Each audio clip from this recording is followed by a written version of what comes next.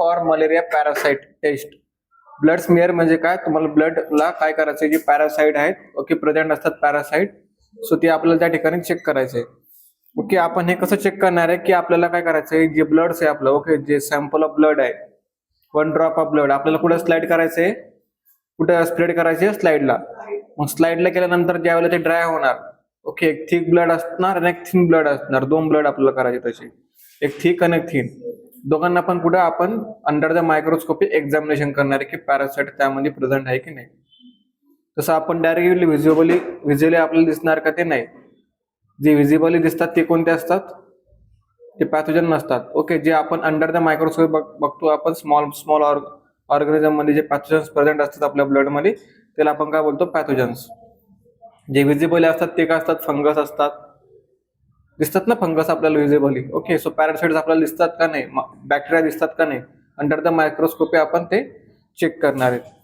So malaria must be recognised promptly in the order to treat the client in the time and to prevent the further spread of infection in the community via the local mosquitoes. So malaria parasites can be identified by the examining under the microscope by the smearing a drop of client blood on a microscope slide. Thick smear are 20 to 40 times are more sensitive than the thin smear for the screening of plasmodium. Okay आता त्यामध्ये तुम्हाला समजलं असेल just की मी काय red केलंय. So जे micro organism असतात, जे पॅथोजन्स असतात, आपल्याला त्यांना काय अंडर द मायक्रोस्कोप आपल्याला एक्झामिनेशन करायचं आहे. म्हणजे काय, एक स्लाइड असणार, त्या स्लाइड मध्ये आपण काय करणार, आपला ड्रॉप ऑफ ब्लड टाकणार आहे आणि त्याला स्प्रेड करणार आहे. 2 टाईपचे ब्लड घ्यायचे आपल्याला, एक थिन आणि एक थिक. ते एका बोलतात की थिन जे असतात ना, ते थिक असतात, थिक ते 20 to 40 टाइम्स मोर सेन्सिटिव्ह असतात दॅन द कोणत्या ऑफ फॉर द काय स्मिअर करण्यासाठी, फॉर द स्क्रीनिंग करण्यासाठी काय प्लाझ्मोडियम. प्लाझ्मोडियम जो असतो ना, जो ग्रुप प्लाझ्मोडियम हायवास, plasmodium falciparum, plasmodium ovale, plasmodium malaria, हे 4 ग्रुप आहे आपल्याकडं. सो जे 4 ग्रुपला आपण कसं आयडेंटिफाय करतो, जे थिक असतात आपलं ब्लड त्यामुळे आपण आयडेंटिफाय करणार अंडर द काय मायक्रोस्कोपी. सो थिन आपल्याला थिक जो असतो तो इम्पॉर्टंट असतो फॉर द एक्झामिनेशन साठी आणि इझिली आपण डिटेक्ट करू शकतो त्यामध्ये कोणता पॅरासाइट्स प्रेझेंट आहे. त्यानंतर आपण बघणार definition. So it is a collection of blood smear, it is staining with the Romoski stain and the examinations of the red blood cells for the intracellular malaria parasite. Staining करणार आहे आपण okay. So स्टेन कसं करणार आपण की जे slide आहे त्या स्लाइडवरती आपलं ब्लड स्प्रेड करणार आहे, थिक ब्लड ओके. मग त्यानंतर आपण अंडर द मायक्रोस्कोपी एक्झामिनेशन करणार आहे, त्यामध्ये किती पॅरासाइट्स प्रेझेंट आहे ओके. त्याला आपण त्यामध्ये पण ग्रुप त्याचा आयडेंटिफाय करू शकतो, कोणत्या ग्रुप ऑफ प्लाझ्मोडियमचा आहे. प्लाझ्मोडियम ओवेल आहे, प्लाझ्मोडियम फॅल्सिफरम आहे, प्लाझ्मोडियम मलेरिया आहे, प्लाझ्मोडियम ओवेल आहे ओके. ह्या 4 पैकी आपण त्यामध्ये आयडेंटिफाय करू शकतो कोणत्या पॅरासाइट्सचा इन्फेक्टेड आहे ह्युमन बिंग मध्ये. सो आफ्टर आपण काय पर्पजेस बघणार आहेत. सो पर्पजेस मध्ये काय, to detect the malaria parasites. So आता यामध्ये काय बघा की डिटेक्ट करण्यासाठी फॉर द पॅरासाइट्स मलेरिया जो असतो, सो ते आपण डिटेक्ट करतो त्यामध्ये त्या स्लाइडवरती. To distinguish the species, to quantify the parasites load. त्यानंतर बघा इंडिकेशन्स आपण बघणार आहेत. Fever, chill, sweating. ज्या पर्सनला फिवर आहे, चिल्स आहे, स्वेटिंग आहे, त्या पर्सन मध्ये आपण हा करू शकतो. चिल्स म्हणजे काय, थंडी वाजणे, चिल असतं ना चिल, हे चिल नाही, चिल्स की ज्या पर्सनला शिवरिंग होणार, शिवरिंग म्हणजे काय, थंडी वाजणे, शिवरिंग होणार, फिवर असणार, स्वेटिंग असणार, त्या पर्सन मध्ये आपण करू शकतो पॅरासाइट टेस्ट. हेडॅक असेल, विकनेस असेल आणि अदर सिम्पटम्स असेल लाईक मिमिकिंग अ व्हायल सिंड्रोम. मिमिकिंग व्हायल सिंड्रोम हा सिम्पटम्स आहे जो की आपल्याला दिसतो. आपण बोलतो ना तुला की फिक्स मलेरिया झालेला आहे, व्हावा की मिमिकिंग म्हणजे मिमिकिंग करतो तो, त्या टाइप मध्ये त्याला सिम्पटम्स बघायला भेटतात. त्यानंतर आपल्याला आर्टिकल्स कोणते कोणते लागणार आहेत. आर्टिकल्स आपल्याला सगळ्यात important, disposable lancet to prick the finger. Lancet म्हणजे काय बघा, जो स्मॉल असतो ना, एकदम स्मॉल पिन असते, एकदम स्मॉल पिन. ती पिन काय करतो आपण, आपल्या जे कॅपिलरीज असतात ना त्यावरती प्रिक करतो. प्रिक केल्यानंतर काय होणार, थोडा ड्रॉप ऑफ ब्लड येणार, मग आपण स्लाइड्सला लावणार. माहिती सर्वांना केलेलं आहे कधी. आपण ज्या वेळेला आपल्याला ब्लड टेस्ट करतो, म्हणजे कोणती की आपल्याला ब्लड ग्रुप चेक करायचं आहे आपलं, कोणतं ओ पॉझिटिव्ह ओ निगेटिव्ह हे ना करतो ना आपण ग्रुप ब्लड चेक करण्यासाठी, त्यामुळे सुद्धा आपल्याला काय करतात, प्रिक करतात लॅन्सेट आणि मग त्या ठिकाणी आपलं चेक करतात. Slide box with the 2 slides घ्यायचे आपल्याला. कोणत्या कोणत्या? एक कशासाठी? एक थिक ब्लडसाठी आणि एक थिन ब्लडसाठी. 2 ब्लड आपल्याला कलेक्ट करायचे. 1 to be obtain for the blood and second to be obtain for the make smear. एक ब्लड घ्यायचा आहे आणि एक ब्लडचा स्मिअर आपल्याला त्या ठिकाणी घ्यायचा आहे. कॉटन स्वॅब आपल्याला इम्पॉर्टंट आहे for the two give pressure over the puncture area. या ठिकाणी आपण प्रिक करणार आहे त्या ओव्हर द एरिया आपल्याला काय करायचं आहे? प्रेशर अप्लाय करायचं आहे. मग काय होणार? जास्त ब्लड बाहेर येणार नाही. म्हणजे काय होणार? Stop of blood. Clotting factor किती आहे? सगळ्यांना टोटल माहिती आहे आपल्याला. 13 क्लॉटिंग फॅक्टर आहे. सर्वांना माहित आहे.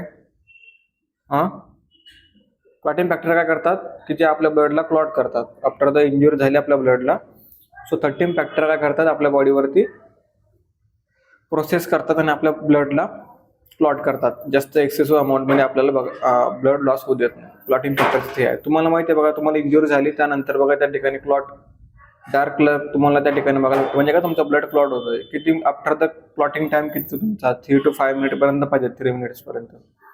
त्यानंतर तुम्हाला क्लॉटिंग बघायला भेटेल त्या ठिकाणी. स्पिरिट स्वॅप सुद्धा पाहिजे आपल्याला टू क्लीन द एरिया. तो एरिया क्लीन करण्यासाठी. त्यानंतर आपण बघा प्रोसिजरमध्ये 2 स्लाइड दिलेला, एक थिक स्मिअर आणि एक थिन स्मिअर. बघितलं सर्वांनी?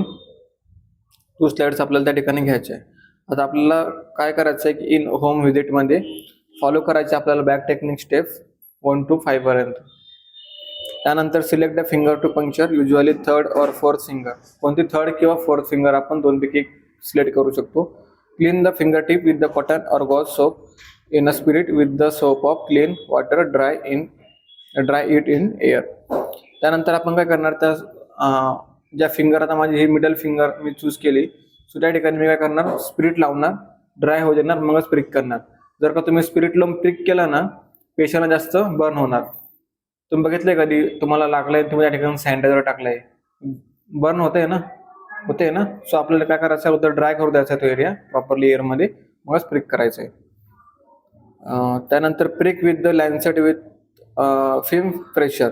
फिल्म प्रेशर म्हणजे कसं? असा pressure, properly pressure of the तुमच्या कॅपिलरीज पर्यंत आलं पाहिजे. म्हणजे बघा आता या ठिकाणी माझं तुम्हाला रेड रेड दिसतंय ना सर्व, म्हणजे काय? कॅपिलरीज मध्ये ब्लड आहे, प्रॉपरली आहे. सो मी प्रिक जरी केलं ना तरी काय होणार? ब्लड येणार. हे तुम्हाला एचडीटी साठी सुद्धा इम्पॉर्टंट आहे. Allow the pressure the finger and allow the blood to ooze out. Discard first drop. First drop आपल्याला डिस्कार्ड करायचं आहे, कारण की काय? त्यामध्ये थोडं जास्त वॉटरचे कॉन्टेंट असतात. कारण की ज्या वेळेला आपण फर्स्ट ड्रॉप घेतो बघा, इकडे बघा माझ्याकडे, ज्या वेळेला मी प्रिक केलं, माझ्या ब्लड फिंगरवरून फर्स्ट ब्लड येणार, ब्लड ड्रॉप. तो काय करणार? मी फर्स्ट ब्लड ड्रॉप डिस्कार्ड करणार. का? कारण की त्यामध्ये थोडा वॉटर कंटेंट जास्त राहतो. बघितलं असेल तुम्ही. सो आपल्याला कोणत्या घ्यायचा आहे? थिक, जो की थिक आहे, आणि एक थिन घ्यायचा आहे. 2 घ्यायचे आपल्याला स्मेल. त्यानंतर बघा allow the blood to flow freely with the adequate puncture to allow the proper blood collection. Properly blood collection आपल्याला त्या ठिकाणी घ्यायचं आहे. काय झालं?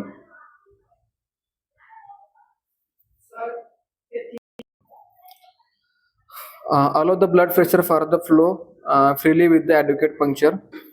Keep cotton swab on a puncture side and with the firm pressure until the bleeding is stopped. तुम्हाला ज्यावेळेला तुम्ही कलेक्शन केलं, आफ्टर द तुम्हाला काय कॉटन स्वॅब अप्लाय करायचं आहे. या ठिकाणी असं प्रेशर अप्लाय करायचं आहे फॉर द काय? Stopping of the blood. त्यानंतर आहे immediately after the collection to try to make it thick and thin smear. After the collection काय करायचं? आपल्याला मेक करायचं आहे thin smear with the help of the another glass side. जी another glass side असते ना, त्यावरती आपण काय करणार? थिक किंवा थिन ब्लड घेऊ शकतो. त्यानंतर बघा allow the film slide dry to 1 to 2 minute and number it. Slide to dry for 1 to 2 minutes आपल्याला ड्राय करायची त्यांना परत. ओके, जे आपण सेकंड नंबरला घेतलं ना तो ड्रॉप, तो कोणता असणार आपल्याला? थिन. जो थिक घेणार त्यानंतर आपल्याला त्याला काय करायचंय? स्लाइडला ड्राय करायचंय. ड्राय करायसाठी त्यानंतरच आपल्याला जे कंटेनर मध्ये टाकायचंय एका, कारण की तो ड्राय होईल त्यावेळेस आपल्याला नंतर, तर ड्राय झाला नाही, वेट असला तर मग काय होणार? स्लाइडला लागेल, दुसऱ्या कंटॅमिनेट होणार दुसऱ्या स्लाइड सोबत अटॅच झाला तर. त्यामुळे आपल्याला ते प्रिकॉशन घ्यायचे. It prevent confusion of the client सुद्धा होऊ शकतो, त्याच्यामुळे आपण ते करणार आहे. Record the full name and address in the register. Wrap the slide with the acquired information documentation prevent for the duplication म्हणजे काय, मिसप्लेस होणार नाही किंवा तुम्ही स्लाइडवर नंबर सुद्धा टाकू शकता 1 2 3 4 5 6. ज्यावेळेला मी रजिस्ट्रेशन करणार ना 4 नंबरला कोण सिरियल नंबर मध्ये आहे, सो मी त्याचं नेम घेऊन सण त्याला त्या ठिकाणी त्याचं एक्झामिनेशन करू शकतो. Clean and replace the slide box for the next use साठी. Discard all waste to prevent the cross infection साठी. समजलं आपण कसं कलेक्ट करतो, समजलं सर्वांना. ही आपली काय झाली, मलेरिया पॅरासाइट स्टेज झाली. ओके, आता ही कोणती मलेरिया पॅरासाइट स्टेज झाली आपली. आपण त्यामध्ये कोणते ब्लड बघ करतो, थिक आणि थिन ब्लड स्लाइडवरती आपण कलेक्ट करणार आणि त्याला ड्राय करणार, नंतरच आपण रॅप करून पेपरमध्ये पेशंट सोबत सुद्धा देऊ शकतो किंवा आपण डायरेक्टली लॅबोरेटरीमध्ये टाकू शकतो. लॅबोरेटरीमध्ये काय बघणार, ते एक्झामिनेशन करणार अंडर द मायक्रोस्कोपी की कोणते पॅथोजन्स त्यामध्ये प्रेझेंट आहे, कोणते पॅरासाइट्स त्यामध्ये प्रेझेंट आहे, मग प्लाझ्मोडियम साईडचा कोणता पॅरासाइट त्यामध्ये प्रेझेंट आहे ते त्या ठिकाणी चेक करणार आणि रिपोर्ट फॉर्म करणार. सो ही ओल्ड मेथड आहे, ही जी मेथड आहे ही ओल्ड मेथड आहे. सो आजकाल ही यूज करत नाही, पण ज्या ठिकाणी इंडक्शन्स करतात पेशंटचे किंवा ज्या ठिकाणी आपल्याला कम्युनिटीमध्ये व्हिजिट असते, इंडस्ट्रीयलमध्ये, ऑक्युपेशनल टाईपमध्ये, तर आपल्याला हे करावं लागतात. म्हणजे खूप नंबर ऑफ स्लाइड्स प्रेझेंट असतात त्या ठिकाणी, खूप नंबर ऑफ कंटेंट आपल्याला घेऊन सनी लॅबोरेटरीला पाठवावं लागतात फॉर द एक्झामिनेशनसाठी. सो या ठिकाणी थोडा टाइम लागतो म्हणून सनी ही पॅरासाइट्स कोणी करत नाही टेस्ट.